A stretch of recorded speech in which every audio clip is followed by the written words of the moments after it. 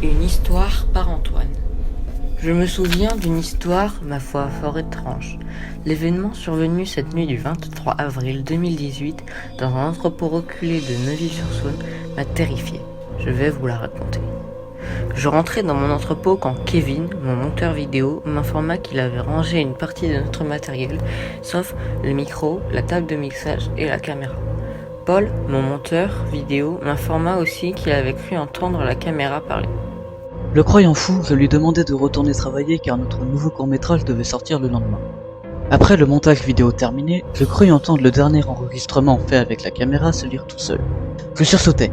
Cependant, je ne pense pas que c'était une hallucination car je réussis à couper la vidéo et à enlever la batterie de la caméra, mais celle-ci restait allumée. Soudain, une voix jaillit des haut-parleurs de la caméra. La base virale BPS a été mise à jour. Je ne comprenais pas ce qu'il se passait. C'est comme si j'entendais ma caméra parler. Je crus d'abord que c'était une blague, mais non, ça avait l'air réel. Je me frappais la tête pour me réveiller de ce mauvais rêve. J'étais effrayé. J'étais persuadé que c'était réel. Je hurlais de frayeur quand soudain, à ma plus grande surprise, la caméra me demanda « Nettoie la lentille de mon objectif que je puisse mieux te voir. » Étrangement, j'acceptais cette demande. Soudain, mon sang se glaça. Un spectre sembla sortir de la caméra. Je criai et je vis le spectre foncer sur moi et me faire tomber.